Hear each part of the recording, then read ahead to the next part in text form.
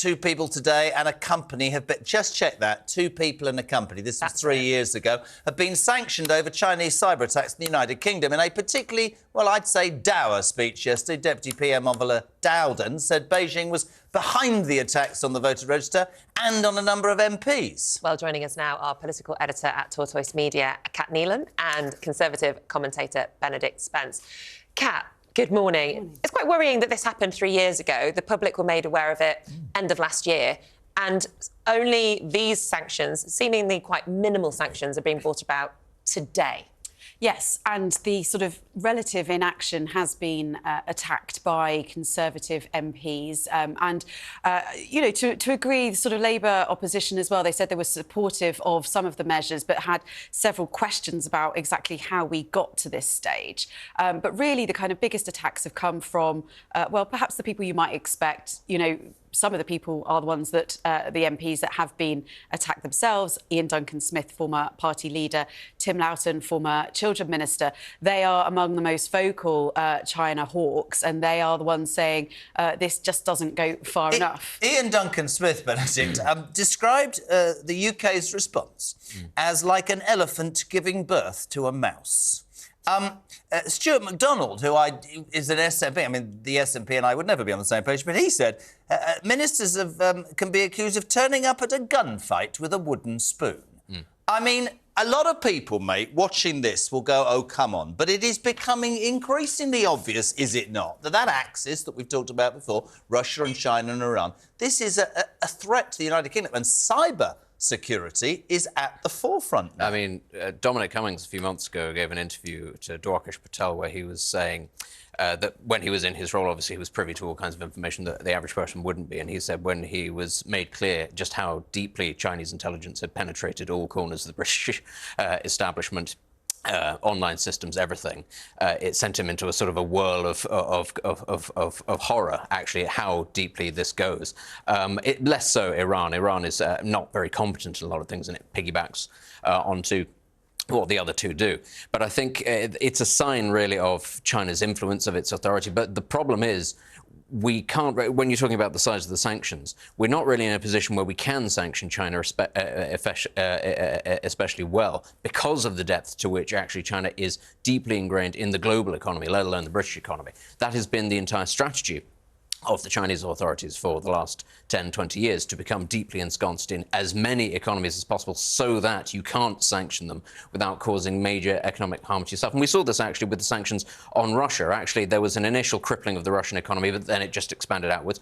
But actually, who was it who suffered as a result of sanctions on Russia? Well, it tended to be a lot of European countries who were relying on Russia because Russia had become too deeply important. And they just sold their oil to China. Yeah, we'd become too deeply dependent on something that they provided us. That's what these powers do. They know exactly what they're doing, and it means that they feel that they can therefore get away with this sort of thing. So whilst we talk about the weak response, the reaction has to be, well, what do we do? Do we stop Chinese tech firms? Do we stop, kick out the Chinese ambassador? There's actually very little that you can do because we have allowed ourselves, and it has to go back to say, David Cameron was the one that rolled out the red carpet for Xi Jinping. We were very happy to take their money and their investment. And now, if you like, the chickens are coming home to roost. We are unable to kick these people out of our economy because bits of it would stop working. Well, let's bring in security expert at Buckingham University, Professor Anthony Glees, who joins us now. Anthony, good morning. We talk about attacks on MPs and the 40 million voters in our electoral register. But what does an attack actually look like? What kind of information is being gained? Good morning. Good morning. Well, lots and lots of different kinds of information. China wants to hoover up everything it can about us, and some of it will be apparently meaningless information, useless information. Some of it will be highly sensitive. Some of it will be acquired, a lot of it acquired by digital means, by phishing and spear phishing and whaling, these technical terms which denote that hackers are using very highly targeted email approaches to extremely important people to get them to divulge information. But then, the ordinary business of spying. We've been told by MI5 that the Chinese have had a spy in a sensitive position in the House of Commons, spying on the Alicia Kearns, the Foreign Affairs Select Committee chairman, and Tom Tugendhat, the security minister, not to mention Iain Duncan-Smith and people like him. So across the board, you have a huge penetration of our critical national infrastructure in this country by China. Our Prime Minister has told us it's an epoch-making event, what is going on. And we all thought yesterday that Oliver Dowden was going to announce something really important to protect people. Of course, there are things that you can do to protect yourself. I mean, we're not totally prone, and every single person is, in a sense, a target, and they can do things to safeguard their email, change their passwords, etc., etc. But once the Chinese get hold of NHS records, once they get hold of the records of the Electoral Commission and all the other stuff they're doing, they are in a position to put their hands around our neck. And Anthony, if I could just jump in, welcome to the show. Can I just ask you, I mean, a lot of people responded yesterday and went, that was flimsy. If you think, well, it's been 3 years, two blokes or two people and a company, what would you, as a security expert, listening to what Benedict said, that because they're so ingrained in our society, it becomes very difficult to sanction them, what needs to be done from your experience, from a security point of view, to stabilise our country against such attacks? Well, I'll tell you, first of all, what Oliver Dowden said needed to be done. He said the choice was China's. He said China has to choose whether or not it wishes to go down this line. Now, what I would say is, no, the choice isn't China's. The choice is ours. We have to decide if we simply want to take this lying on our back, or if, in operational terms, we want to do something to stop the Chinese. If the Chinese are embarked, as they are, on an intelligence gathering and subversive set of activities against the United Kingdom, we have to think about counterintelligence and counter-subversion.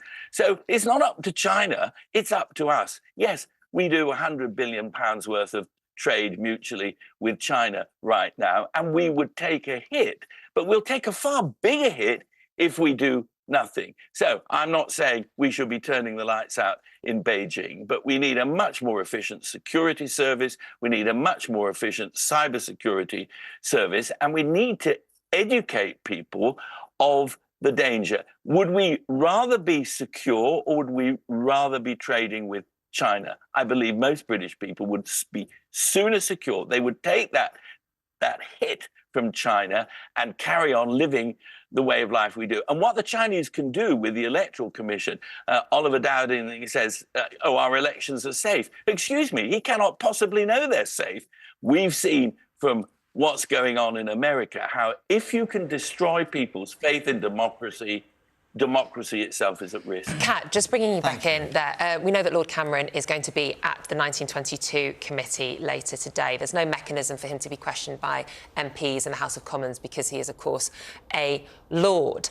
But yet, as Benedict said earlier, he was the one who kind of rolled out the red carpet for China in previous years. He's currently Foreign Secretary. Surely he should be answerable to the House of Commons. He should be answering questions today about our current position on China based on his previous decisions as PM. Yeah, and I think there are a lot of Conservative MPs as well as opposition MPs who are quite unhappy about this state of affairs. So the way that it works is that he answers questions in the House of Lords, and then you have effectively his deputy, Andrew Mitchell, answering questions in the House of Commons. But that is not really ideal, and situations like this show up just how sort of paucity of having that situation. He did address the backbenchers yesterday afternoon, after Oliver Dowden's statement, but a lot of that time was taken up with discussing the situation in Gaza. But that said, I know that there are, again, there are sort of divisions even within the cabinet over which is the best approach to take. I mean, we just heard there about the sort of distinction being made between the sort of economic reality and the security risk. But they are trying to navigate two quite different situations. I've always thought it quite interesting, and that you make a really great point. David Cameron, Benedict, created austerity. David Cameron, you could look at in terms of the immigration problems we're going through. David Cameron was the person who laid out the red carpet for the Chinese. he's now our unelected foreign secretary. I think Nick makes a really salient point, don't you? I mean, you forgot Brexit, that he then walked away from actually having anything to do Precisely. with the big one in the room, the Chinese-shaped elephant in the room. It's an incredibly difficult situation, though. I mean, just listening to what was said there, in terms of sort of counter-espionage and things, what's the British state meant to do? I mean, China is not a multicultural society. Actually, the sheer issue of getting intelligence out of China becomes incredibly difficult because it's very obvious to anybody who isn't a Han Chinese who may or may not be a spy. And China is very good at accruing intelligence on people who are expats. That's part of the reason why they're so deeply ingrained in our own society. But again, if we're talking about trying to isolate China, trying to sort of reshore some of our economic tendencies, which I do think is a good idea, again, you have to look at what China's policy has been. The One Belt, One Road initiative is all about making sure not just that you can't isolate China, but that China is very good at isolating you because it has power over all kinds of other countries. It's not in an economic union. It is simply able to turn the screws on other countries as well. So yeah, we got into this situation with China because we saw which way the economic wind was blowing, but now we're sort of reaping the benefits of that. When China gets nasty, it has a lot of power over you.